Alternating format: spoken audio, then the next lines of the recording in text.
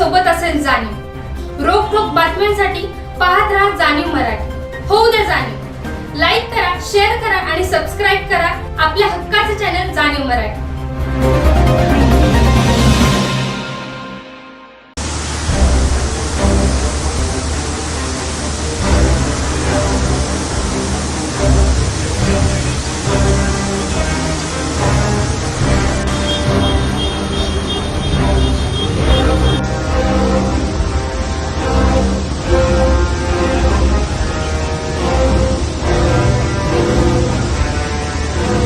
हा जो connecting link आहे हा ओपन होऊ शकतो आणि त्याच्यामुळे या ठिकाणी करंट कोसळली याविषयी काही प्रशासनाला माहिती दिली आहे।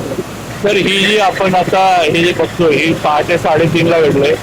3:30ला आपलं जे कंट्रोल सेंटर आहे त्यांना ते लगेच लक्षात आलं आणि त्यांनी लगेच अलर्ट दिला आणि बाकी आपण ट्रॅफिक थांबवली।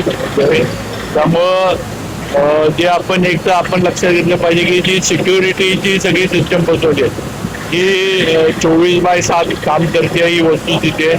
आता इकडून जो पाण्याचा प्रवाह आपण बघतो आपण पण सगळ्यांनी बघितलं हा प्रवाह यापूर्वी कधी तिकडनं आलेला नाही आहे।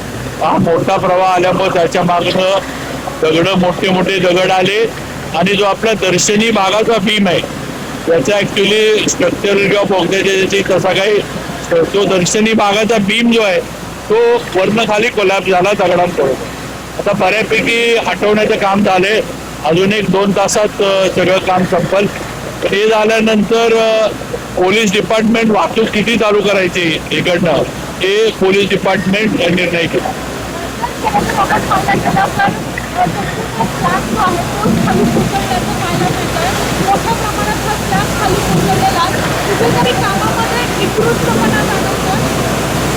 नाही हा स्लॅब नाही आहे, हा वरचा बीम आहे। म्हणजे आता आपण समोरचा जर बोगदा बघितला समोर जो बीम दिसतोय तो बीम वरनं खाली आलाय, स्लॅबला काही झालेलं नाहीये त्यामुळे स्ट्रक्चरला काही नाही आहे।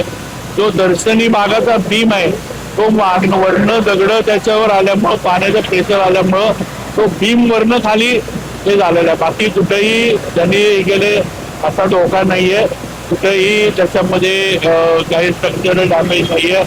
थोडं हे जे आहे ते एकदा काढायचं जे झाले त्याच्यानंतर होईल त्याच्यानंतर आम्ही परत एकदा स्ट्रक्चरल जे काय असेल ते आपण तपासणी करणार आहोत। भविष्यात अशा प्रकारे दरड कोसळू नये यासाठी काय खबरदारी घेण्यात येणार आहे? आता थोडं जर या टेक्निकल गोष्टी आपल्याला बघायला लागतील थोडा, पण त्याला एकच आहे की पाऊस आणि धुकं जे आहे त्या 2 गोष्टी कमी व्हायला लागतील। त्याच्याशिवाय ह्याच्या वर जाऊन म्हणजे डोंगरामध्ये काही उपाययोजना करणं गरजेचं आहे।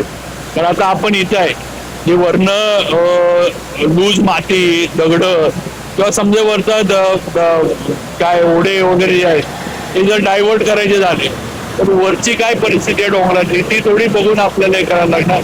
IITचे वगैरे आपण लोक बोलवलेले आहेत, पण आत्ताच्या परिस्थितीत जर आपण बघतो की पाऊस चालू आहे, धुकं आहे, वारं आहे, त्यामुळे या तिन्ही गोष्टी आपल्या जे काही नियोजन करायचं त्याच्या जरा विरोधात आहेत।